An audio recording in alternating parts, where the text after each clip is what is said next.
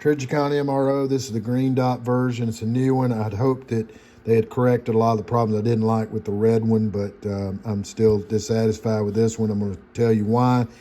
There are a lot of glowing reviews out there. Let me just give you my viewpoint on it. This may or may not be helpful to you. You'll still have to make your own decisions. These are some of the things you might want to consider.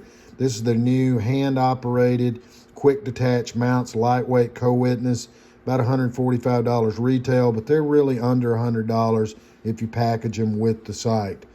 I was pretty excited about this. It's nice. You can mount it either way, but this stretches.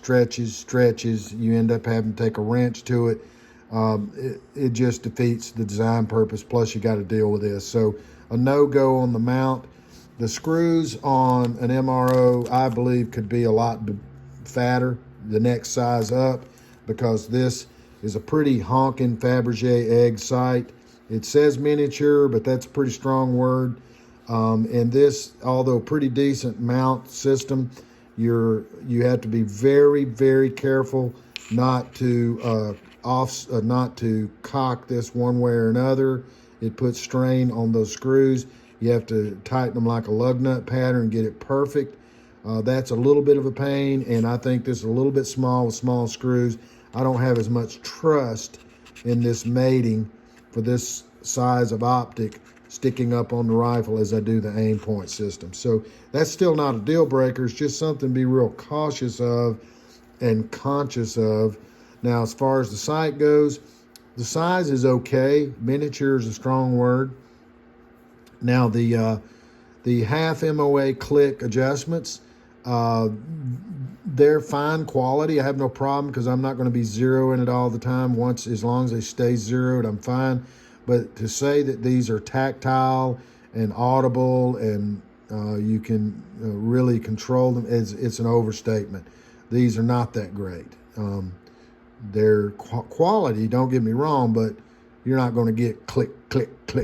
That's just not there. All right. Now, as far as this top adjustment for the brightness, fine, no problem. And there's some advantages to it going one way and then all the way the other way, because you can do this in the dark and go, okay, I'm on 6, 5, 4, 3, and you know where you're at. But I also like the ones that just wrap around. My biggest problem is it doesn't have enough choices for normal humans that aren't on night vision, that just want to use the regular settings, which is 3, 4, 5, 6. So when you're on 3, it's nearly impossible to find a usable dot.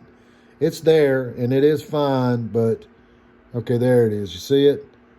It is nothing. So if you're in the forest under a canopy on a cloudy day and you're pointed at a black bullseye, you can see it. But otherwise, daytime, it's just it's invisible. Now, if you're trying to think you're going to use this for night vision, yeah, if you're sneaking around in the dark and you don't have a light, yeah, you're going to see it.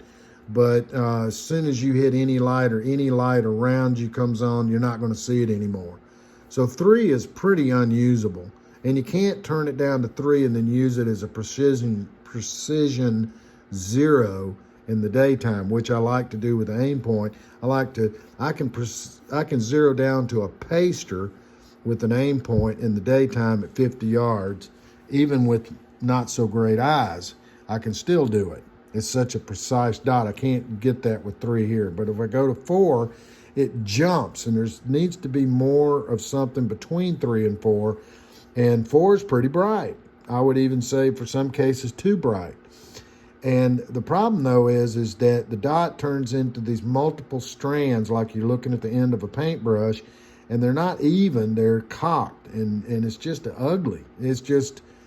It bothers you that the dot doesn't look better than that for an optic of this quality and pedigree. So when you go to 5 and 6, then it really gets bad. And those qualities that you don't like, they just get worse. And then it's also blurry.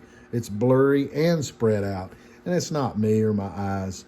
It's not. I could describe what I've gone through to test whether it was my eyes or the optic. It's the optic. It's not me. Okay. And the red one does the same thing. And that's a common complaint out there, and you'll see that Trijicon doesn't really listen to that complaint. There's no use in calling them up, arguing with them about this mount. They're going to say under normal use it shouldn't loosen up, and then when you complain about this, they're going to say that's normal, there's not a problem, or something like that. So you're just beating a dead horse. If you buy this thing, make sure you play with it for a good bit and then have the ability to take it back for a full refund. All right. Now here's some of the other issues that I have. You see that when you're using it, especially at night, there's all kind of northern lights going on, and you can even see the inside of the optic body, and you can probably even see the emitter up there. If I turn it up, see the emitter? It's up there. But all of that stuff is in your eyes, even on lower settings. But you see that little speck there? It's almost like there's specks of dirt on the inside, or a stain on the inside of the glass. It's not. I don't believe it is. I believe it's just a product of the way this design is. But you'll have this little, almost like a tiny little fingerprint that you're looking at all the time in there. It drives you nuts. Now, I'm going to tell you that when you're actually shooting both eyes open out at the target, you don't see a lot of this, and a lot of this doesn't matter. But you're distracted by it. And if you're using this has the same problem as the red one did.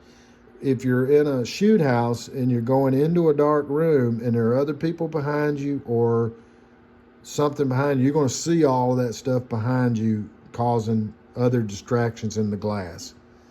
So I don't have any of these problems with the aim point. I've got many more refined clicks. I can get a dot that's precise. I can even get the aim point. It's such a precise dot that I can get it up at a bright level that doesn't wash out with a weapon light. It doesn't wash out at night, but I can still see it in the daytime. I can get one dot with the aim point that will pretty much work in every situation.